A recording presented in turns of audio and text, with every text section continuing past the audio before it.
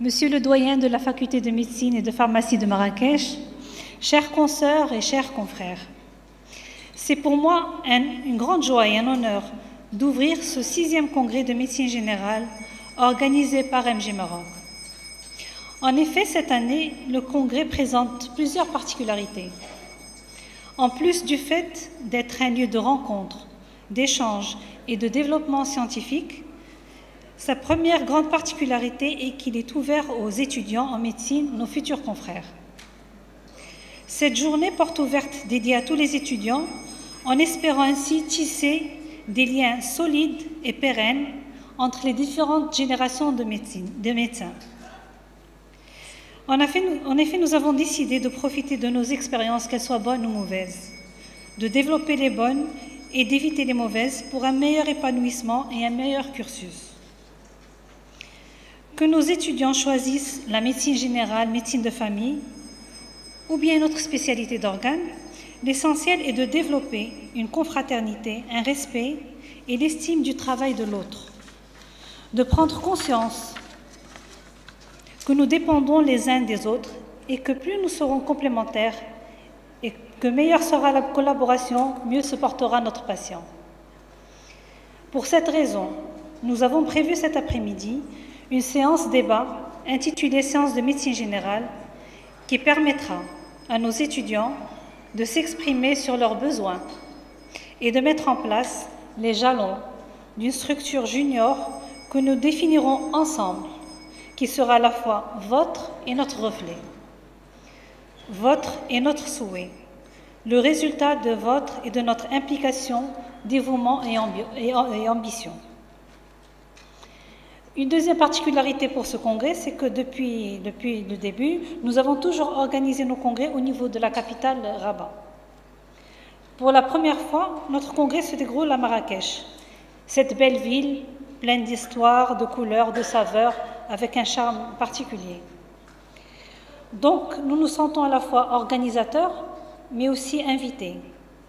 Invités de cette belle ville de Marrakech, invités de vous, monsieur le doyen de la faculté de médecine et de pharmacie de Marrakech, et nous vous en remercions.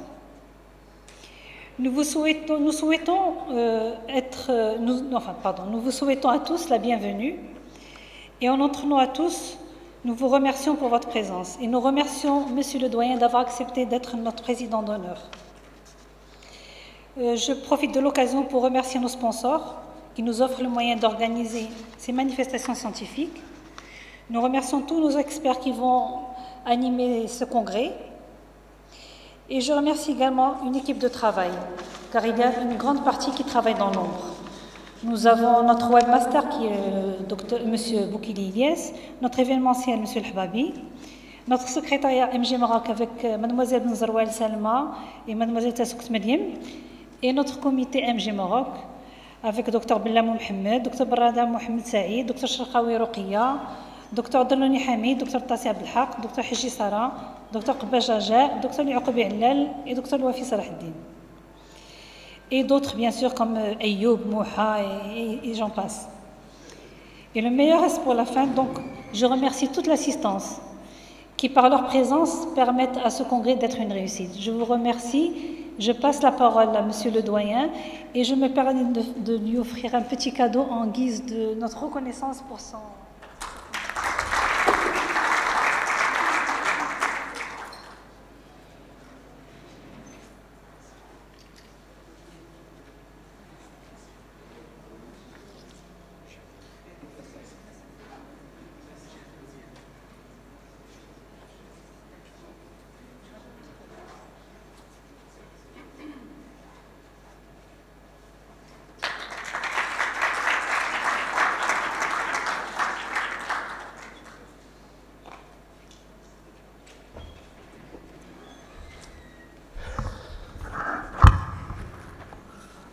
Chers collègues, chers amis, je suis très content d'être parmi vous.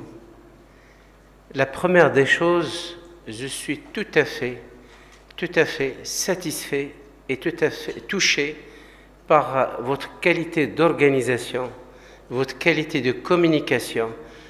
Je retrouve un groupe bien organisé Et je pense que c'est très très important dans une société savante. Excusez-moi si je vous ai un petit peu secoué pour qu'on démarre un peu plus tôt, d'accord? Vous savez, avec la rentrée universitaire, il y a beaucoup de problèmes. Et donc, désolé, j'ai laissé aussi les internes, ils sont en train de faire leur journée d'internat à la fac. Désolé, mais je suis tout à fait disponible à travailler avec vous. La faculté, l'institution, elle est tout à fait... Vous pouvez l'utiliser comme vous voulez. Vous pouvez venir utiliser les amphis, les salles de conférence comme vous voulez. Vous êtes chez vous. Voilà. Alors, le développement de la formation continue, je pense inutile. Je vois que des gens plus âgés que moi, des plus jeunes, et inutile de rappeler l'intérêt de la formation continue. C'est un volet très important, bien sûr, pour le développement, pour développer les compétences de médecins, parce qu'on parle plus de compétences que de savoir, d'accord? Et pour développer cette formation continue, je pense qu'il faut innover sur le plan pédagogique, parce que les choses ont beaucoup changé, et je pense que très probablement, les choses vont plus vers les réunions interactives, vers les réunions en petits groupes, vers les ateliers, vers les séminaires, etc. C'est très important. Au-delà, bien sûr, les conférences trouvent leur place dans des sujets, des mises au point qui vont intéresser l'ensemble des gens. L'innovation pédagogique, je veux dire que maintenant, des facultés, comme la faculté de Marrakech, sont en train de développer ce qu'on appelle une plateforme pédagogique. C'est une plateforme où l'étudiant en formation initiale peut trouver tout ce qui est slide, mais ce n'est pas des slides statiques, c'est-à-dire il va entrer en interactivité avec l'enseignant. Ça, c'est un projet que nous sommes en train de développer avec Grenoble. On va commencer l'année prochaine progressivement, d'accord? Et la réforme médicale auquel je vais revenir nous aide beaucoup. C'est une occasion d'or, la réforme médicale, dont sûrement vous avez beaucoup entendu parler, nous aide à revoir nos programmes progressivement, année par année. La plateforme est très importante pour vous. Alash, parce que l'enseignement n'est plus que présentiel. Je suis médecin de cabinet, ou là je suis médecin dans un patelin enclavé, c'est très difficile, j'assiste à toutes les réunions, à toutes les formations. Et l'idée, c'est d'aller vers des formations mixtes, des formations à composante présentielle, un certain nombre de volumes horaires, des diplômes d'université interuniversitaires avec un volume horaire précis en présentiel, et une partie de volume horaire, d'accord, qui serait, d'accord, dédié, plutôt le praticien peut aller avoir un code et aller entrer dans une plateforme et consulter. Moi, j'ai un modèle de formation, Bhaladi, c'est en vaccinologie.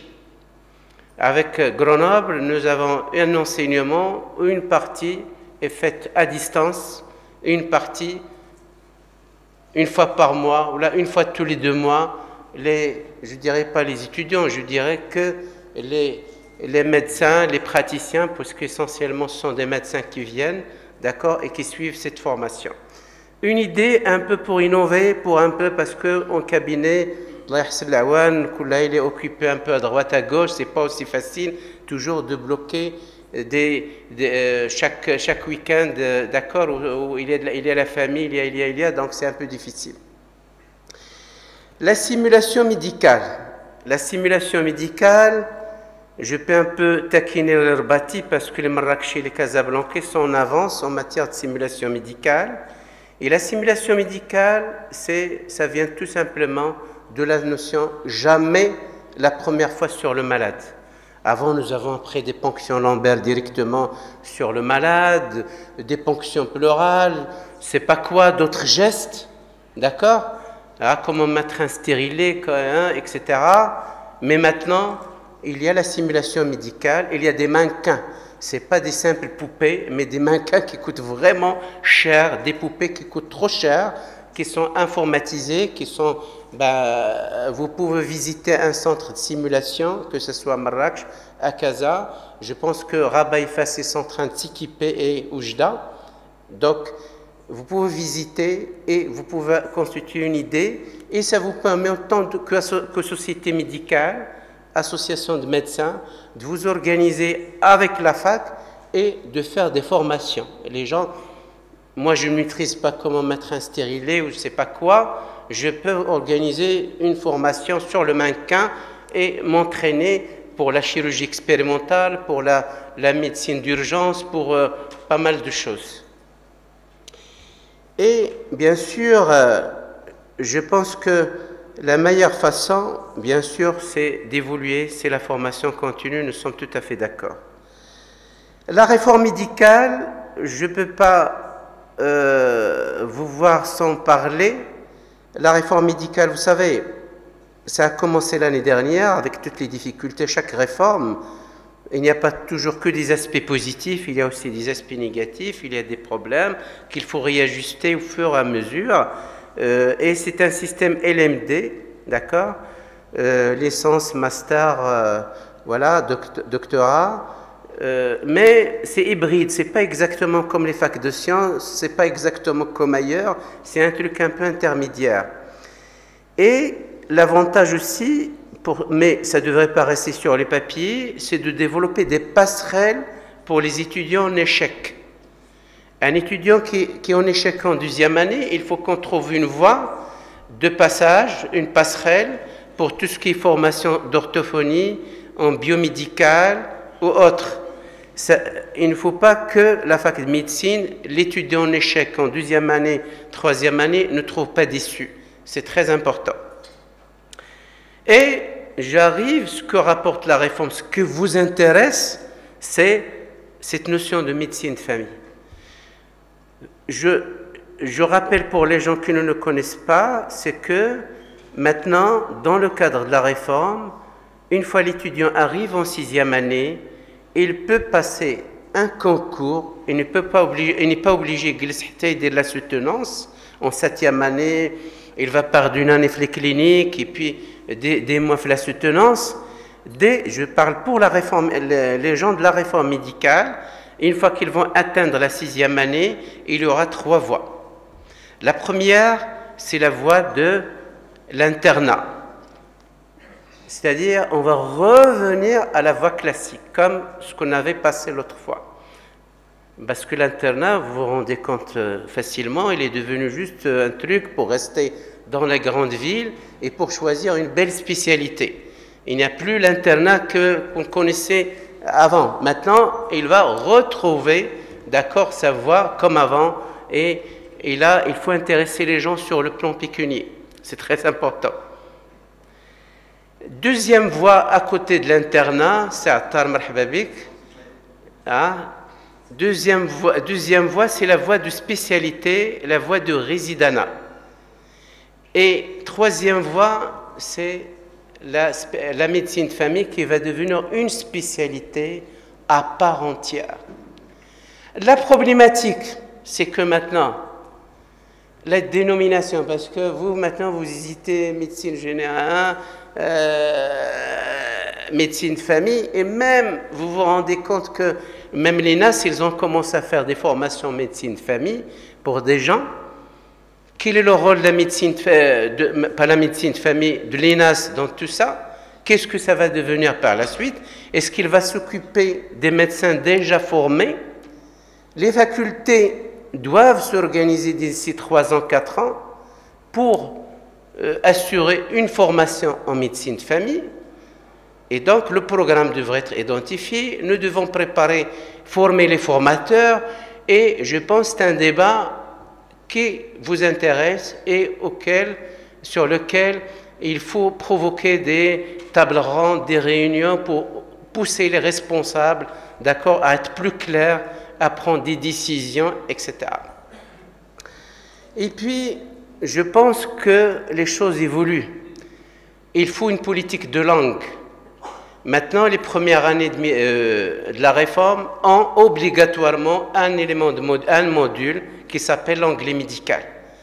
Nous avons formé une vingtaine d'enseignants qui maîtrisent l'anglais de façon générale et nous les avons formés en anglais médical et ils prennent les étudiants 20 heures au moins, d'accord, première année. Et cette année, nous allons faire la première année et la 6e année parce que la 6e année maintenant, nous sommes en train de se préparer pour cette médecine de famille et nous programmons pour les 6e année quelques modules transversaux, d'accord, comme la vaccinologie, comme la douleur, comme l'éducation thérapeutique, etc. Et nous sommes en train de développer ces éléments de modules et on va les étoffer. On est en train de se préparer progressivement. Nous avons projeté une convention qui serait prochaine avec les Canadiens, parce que les Canadiens ont une très belle expérience en médecine de famille. Ce sont les pionniers, les Nord-Américains, mais ce sont des choses qu'il faut bien sûr contextualiser, qu'il faut adapter à notre contexte. Une notion qui me tient toujours à cœur, les facultés de médecine forment des médecins, qu'ils soient des médecins généralistes, médecins de famille ou des spécialistes, mais il faut que ce soit des médecins qui soient conscients. Il faut plutôt cette institution, plutôt les facultés de médecine doivent être conscients de leurs responsabilités sociales. Maintenant, il y a un concept qui n'est pas totalement récent, mais qu'on parle beaucoup, c'est la responsabilité sociale d'une faculté de médecine. C'est-à-dire, on n'est pas là que pour fabriquer des soignants. Il faut que ce soit une formation globale, il faut qu'une formation soit axée, soit multidimensionnelle, et parmi les notions qu'il faut rappeler, que bien sûr que ce soit des médecins utiles pour la société. Par exemple, j'ai un débat avec mes internes, ils veulent qu'on faire la dermatologie et l'ophtalmologie. On ne peut pas quand même. Et il faut faire de la médecine interne, il faut faire autre chose. C'est important. Et puis deuxième point, la dimension déontologique, elle est très importante. Je pense que nos jeunes médecins devraient être imprégnés plus d'éthique, de bioéthique. Il faut qu'on discute. Et je trouve qu'on ne discute pas assez. Ou là, peut-être on discute de façon très théorique. Et là, on a un objectif aussi dans la simulation, une séance de simulation où il y a la relation médecin-malade, un jeu de rôle. La simulation, ça permet aux étudiants de plus, intégrer certaines notions dans leur esprit pour qu'ils ne restent pas théoriques. La première fois, plutôt au début, j'ai dit que j'ai beaucoup apprécié votre congrès, votre qualité d'organisation.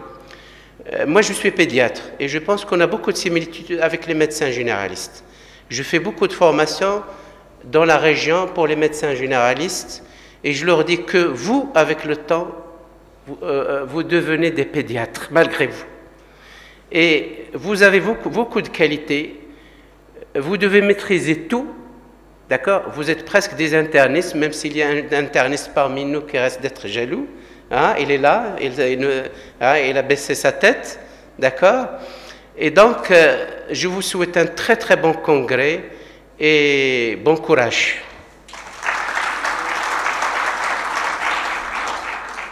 Bismillahirrahmanirrahim. Merci beaucoup, monsieur le doyen. Je tiens à remercier l'assistance. Et nous allons enchaîner avec notre professeur, Madame Nejwa Touel, professeure en radiologie de CHU de Casa. Il va traiter l'échographie hépatobiliaire. Alors, comme vous savez, l'échographie maintenant est un moyen qui est devenu de plus en plus très nécessaire dans un cabinet de médecine générale. Bonjour, Madame Touel. Et l'utilité est très grande. On peut faire un diagnostic dans un minimum de temps sans que le malade dépense beaucoup d'argent. Si je vous raconte que cette semaine, seulement que cette semaine, le mardi, il m'a consulté une maman avec un bébé de nourrisson de 6 mois pour une éruption cutanée et fièvre. Alors en terminant mon examen, j'ai fait un coup de sonde pour échographie abdominale. J'ai trouvé un syndrome pyélocaliciel chez cet enfant gauche. Le lendemain, un enfant qui est venu pour une autre pathologie, et en faisant...